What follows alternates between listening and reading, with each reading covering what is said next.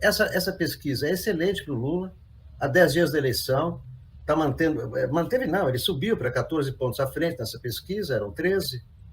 O Bolsonaro não subiu nada, portanto não está tirando o voto do Lula, ninguém está tirando o voto do Lula. A Simone Tebet e o Ciro estão empatados, 50% dos votos válidos. A pesquisa é ótima para o Lula, desesperadora para o Bolsonaro, porque ele não sobe, não tem como subir. Para o Ciro e para a Simone, bom, claro, estão os dois assim. Eu vi hoje uma declaração da Simone, assim, não sei se vai dar para ganhar no primeiro turno, mas eu vou tentar. Então, quer dizer, claro, não gostei do Lula ter dito o Ciro está surtando, isso aí é ruim para o Lula. Aí todo mundo vai ficar reproduzindo isso aí, eu não acho isso bom. Chamar o cara surtou, para quê? Deixa o cara surtar sozinho. Não sei dizer, você é um filho disso, daquilo, deixa o cara ser sozinho, isso, para que rotular? Aí todo mundo vai reproduzir, vai achar bonito, Ciro está surtando, aí vem o Ciro, agora que eu vou votar no Ciro. Para quê? Não precisa. Então, eu acho que o resumo é esse, o Lula tá a caminho. Eu achei muito importante hoje o Alexandre de Moraes dizer que a eleição será segura, ele está garantindo uma eleição segura, é o presidente do TSE.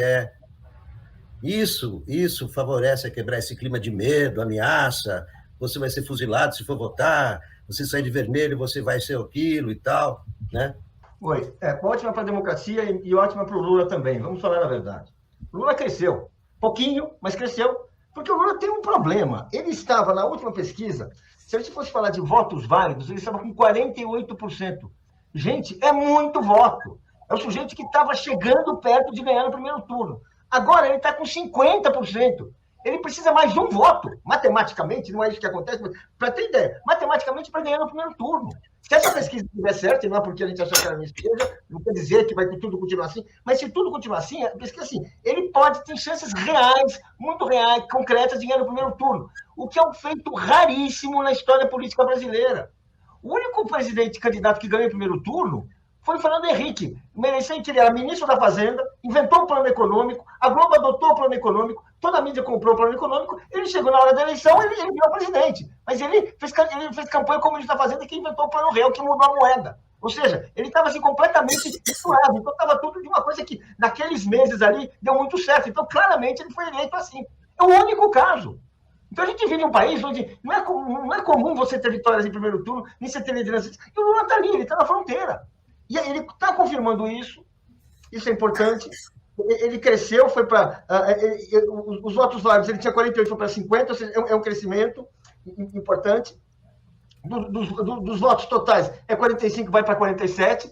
Ou seja, sabe, gente, você fala com qualquer estudioso de pesquisa, é muito. Eu acho que para o Bolsonaro tem mais um sinal ruim, que é a rejeição de 52%.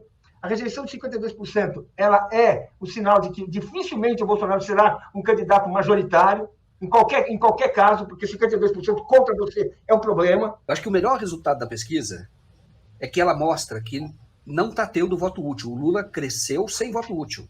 Porque uma oscilação de 8 para 7 é praticamente a mesma coisa. A Tebet ficou em 5. E este movimento vai acontecer por conta do Meirelles, por conta do Reale Júnior, que tem algum impacto. Tá? E por conta de várias outras declarações, o Tico Santa Cruz, e tem várias pessoas declarando que não eram lulistas e estão declarando que vão votar no Lula.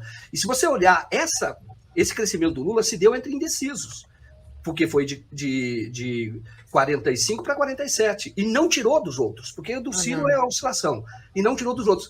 E eu entendo que alguma coisa vai tirar, por conta destas declarações. Então, isso ainda não se refletiu.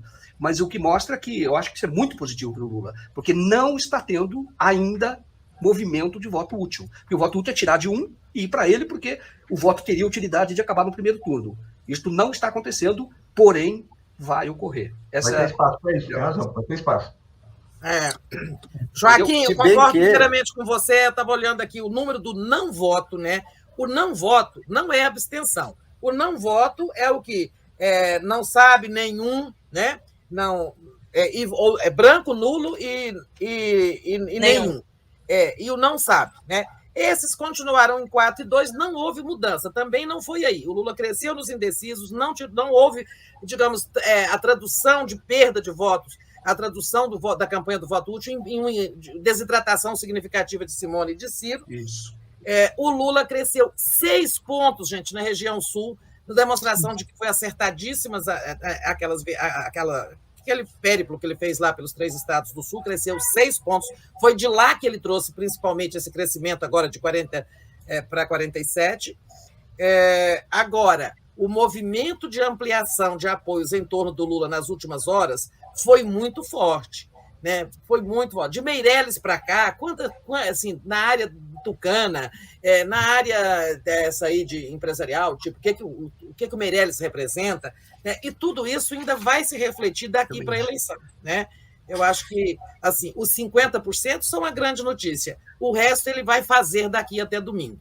Quando a gente está vendo aí esse retrato que tem aí o Lula 47, 6% de branco nulo e não sabe, etc., isso tudo é o eleitorado total. A abstenção vai se dar em cima desse quadro. Se você tiver uma abstenção de 20% e tiver mais entre os pobres do que entre os ricos, o Lula vai perder mais. O sentido da curva do Datafolha corresponde também ao mesmo sentido da curva do IPEC. Um leve crescimento. São 2 institutos de pesquisa diferentes, com amostras diferentes, os 2 presenciais, e os 2, em lugar de baixar ou de manter estável o índice de voto, de intenções de voto para o Lula, ampliaram, nessa entrada da última semana, a vantagem do Lula. Havia uma suspeita, gente, de que estaria entrando em ação a mobilização da máquina bolsonarista, a militância bolsonarista, e iria descontar a vantagem nos últimos dias. Esse é o momento em que a máquina bolsonarista está a todo vapor, trabalhando, compartilhando mensagens, conteúdos, funcionando de uma maneira total, né? Inclusive de forma muito espontânea, em muitos casos, orgânica, descentralizada,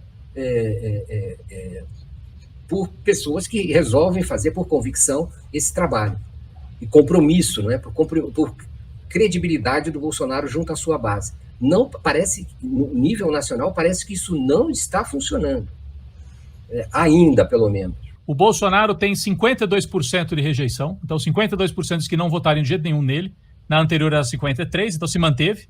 O Lula tinha 38%, agora 39% dizem que não votariam no Lula. Então tem uma diferença de 13 pontos na rejeição entre Bolsonaro e Lula. A gente vê que o antipetismo tem esse tamanho aí próximo de 40%, né? Entre 35% e 40%, vai oscilando, mas conforme se aproxima do final, 39% de rejeição Lula, 52% o Bolsonaro.